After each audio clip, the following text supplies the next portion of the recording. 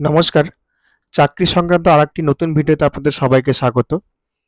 এই ভিডিওতে আপনাদেরকে বলতে এসেছি আবার একটি ডিএলটি পদের জন্য নিয়োগ করতে চলেছে এবং সেটা জেলাভিত্তিক নিয়োগ হবে। আর এখানে আমি আগেই বলে দিই এটা কিন্তু সম্পূর্ণ একটি জেলার জন্যই।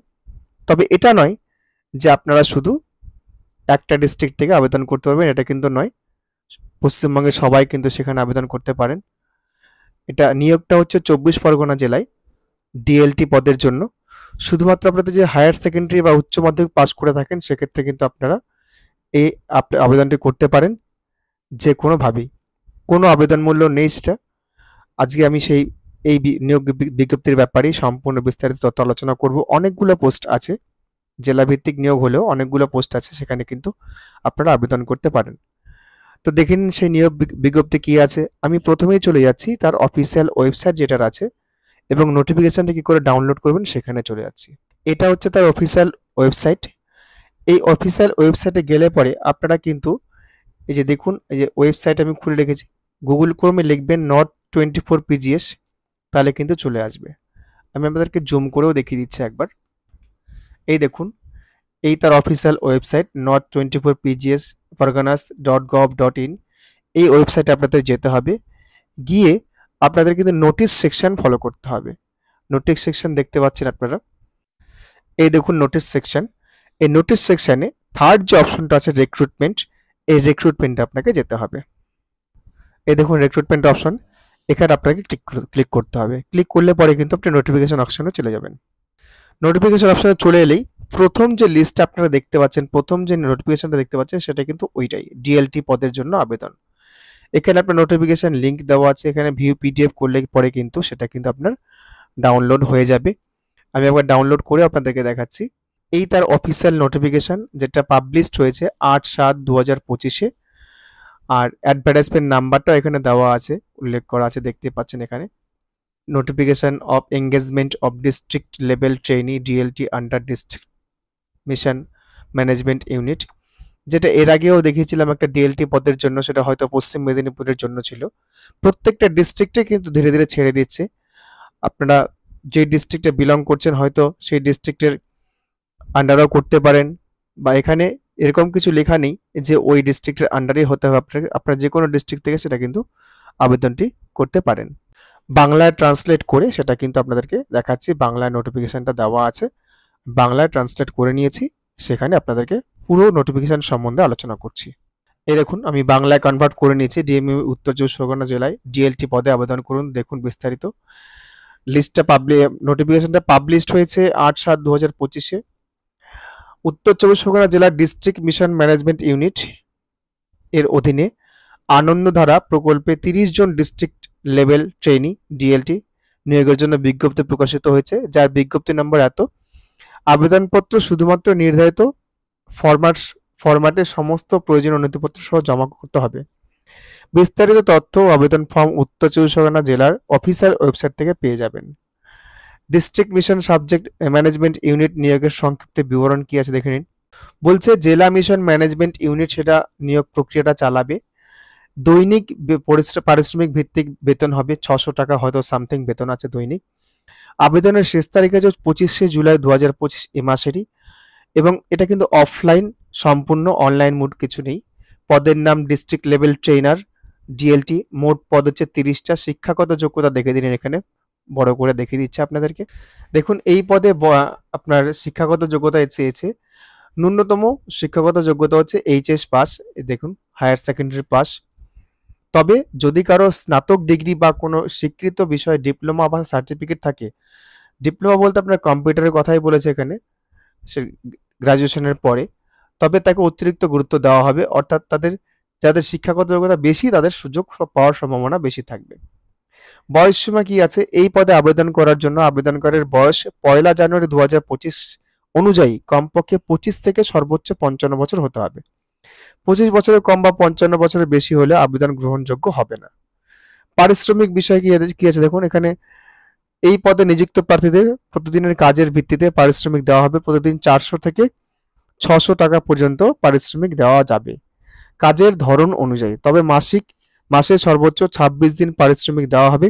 কাজ না করলে কোনো পারিশ্রমিক প্রদান করা হবে না। আবেদন প্রক্রিয়া দেখে নিন। আবেদন করার জন্য প্রার্থীদের নির্ধারিত ফরম্যাটে আবেদন পূরণ করতে হবে। আবেদনপত্রের সঙ্গে শিক্ষাগত যোগ্যতা, ঠিকানার প্রমাণ, কাজের অভিজ্ঞতা এবং কম্পিউটার জ্ঞানের স্বপ্রত্যায়িত কপি সংযুক্ত করতে হবে। সমস্ত কাগজপত্র আবেদনপত্র একটি সিল করা খামে উত্তর 24 পরগনা ডিআরডিসি অফিসে, কেএনসি রোড, অঙ্গনা বিল্ডিং, যে অ্যাড্রেসটা এখানে দেওয়া আছে, আমি নোটিফিকেশন আপনাদেরকে দিয়ে দেবো, ডিসক্রিপশন বক্সে দেখে নিতে পারবেন। জমা দিতে হবে। আবেদনপত্র জমা দেওয়ার শুরুর তারিখ হচ্ছে 10ই জুলাই থেকে শুরু হবে, আর যেটা অলরেডি শুরু হয়ে গেছে আজকের থেকে ধরুন, আর 25শে জুলাই অবধি কিন্তু এটা চলবে। অনলাইনে বা ইমেল করলে কিন্তু সেটা হবে না, বা ডাকযোগে আবেদনযোগ্য গ্রহণ করা যাবে না, অর্থাৎ সেখানে গিয়ে কিন্তু আপনাদের সেটা জমা দিয়ে আসতে হবে। সে যে ডিস্ট্রিক্ট থেকে বিলং করুন না কেন, আপনাকে কিন্তু দিয়ে আসতে হবে সেখানে। এই পদে প্রার্থীদের নির্বাচন করা হবে লিখিত পরীক্ষা ও সাক্ষাৎকারের মাধ্যমে, অর্থাৎ ইন্টারভিউ হবে আর একটা রিটেন এক্সাম হবে। রিটেন পরীক্ষায় মোট 80 নম্বর থাকবে। পরীক্ষায় উত্তীর্ণ প্রার্থীদের 20 নম্বরের সাক্ষাৎকার ডাকা হবে।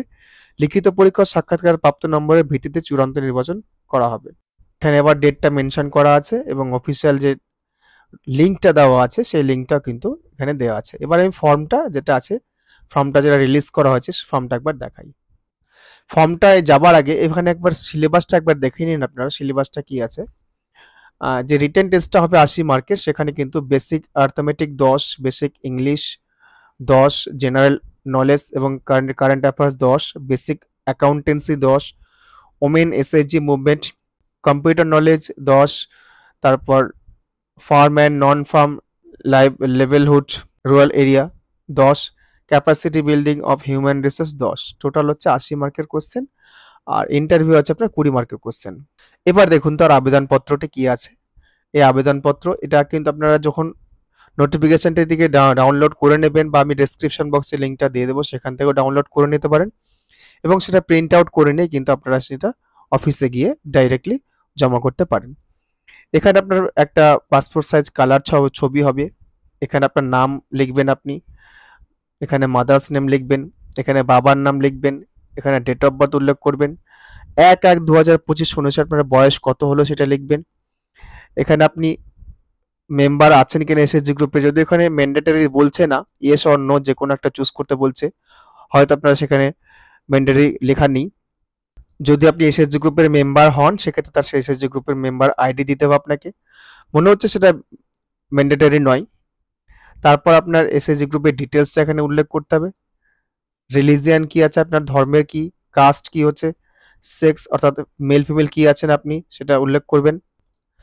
পার্মানেন্ট অ্যাড্রেস আপনার কি আছে, কমন অ্যাড্রেস, কমিউনিকেশন অ্যাড্রেস কি আছে, ভোটার কার্ডের নাম্বার, আধার কার্ডের নাম্বার, এগুলো কি আছে উল্লেখ করতে হবে। ইমেল আইডি উল্লেখ করুন।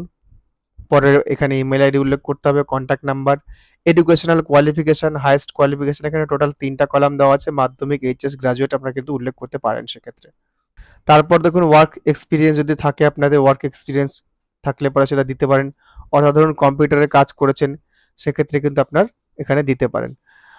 আর কম্পিউটার নলেজ এখানে কি আছে, আপনার সার্টিফিকেট কি আছে, 1 বছরের ডিপ্লোমা বা এডিসি অ্যাডভান্স ডিপ্লোমা যা থাক না কেন সেক্ষেত্রে কিন্তু আপনাদের এখানে মেনশন করতে পারেন। এবার যে ডকুমেন্টগুলো উল্লেখ করেছে, কোয়ালিফিকেশন প্রুফ, এখানে দেখুন কোয়ালিফিকেশন প্রুফ, তারপর including computer certificate, age proof, residential proof, work experience certificate, এগুলো কিন্তু আপনার সাথে দিতে হবে। অ্যাপ্লিকেশনের ডেট প্লেস লিখে এখানে ফুল সিগনেচার করে সেটা সাবমিট করতে হবে। সেই নির্ধারিত যে অফিস উল্লেখ করা আছে নোটিফিকেশানে, সেই নোটিফিকেশানের অফিসে গিয়ে জমা করতে হবে। তো যাই হোক, এই ছিল আজকের চাকরি সংক্রান্ত ভিডিও। আপনারা যারা চ্যানেলে প্রথমবার এসেছেন, যদি ভিডিওটি ভালো লাগে অবশ্যই একটি লাইক করবেন, আর যদি সাবস্ক্রাইব করে না থাকেন অবশ্যই সাবস্ক্রাইব করবেন, কমেন্ট করবেন, শেয়ার করবেন। ধন্যবাদ।